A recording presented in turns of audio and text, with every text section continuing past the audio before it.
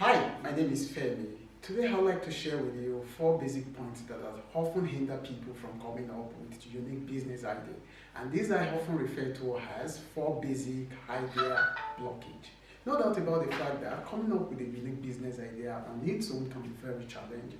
But in instances where you don't pay attention to these 4 key areas, then before you realize it, you might be sabotaging yourself of key unique business idea conceptions. So first of the idea blockage or innovative idea blockage conception is sensory gating. Sensory gating has a major role to play when it comes to developing a unique business idea.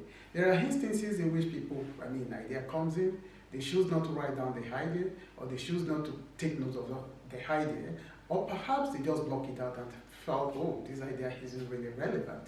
And before you realize it, years later, they might see people implementing prototypes of what they actually have in mind and realize, oh, I should have done something about this. But here we are today because they did not tap into such idea, they lost such idea.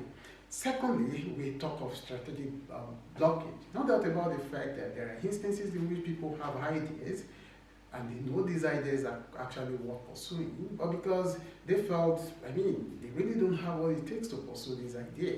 They don't have the finances, they don't know how to navigate, they don't know who to talk to, they don't know who to talk to when it comes to setting up some certain things in relation to the launching of the project.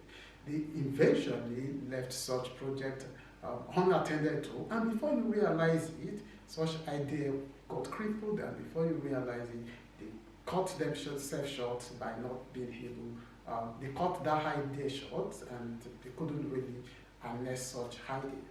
And the third has to do with value blockage. Value blockage has to do with scenarios where people see ideas and they really don't actually leverage on it. Take for instance, there are instances in which some people, they might walk up to them and say, oh, can we set up a project, or can we work on a project together, a business project, and let's build a business around a specific idea. Or they would like, oh, at the moment this idea wouldn't generate money, and because of that they ignore the idea. Only to realize years later that business idea is actually thriving and actually contributing value both to the society and to those people who actually funded the idea. A good example has to do with Facebook. When Mark was actually starting up his business, he actually invited some of his friends to co-found the idea. But because they don't see value in such concept, they choose to ignore it. They choose to turn it down. But here we have today, Facebook is actually contributing value to the society, contributing value to himself, and contributing value to his community.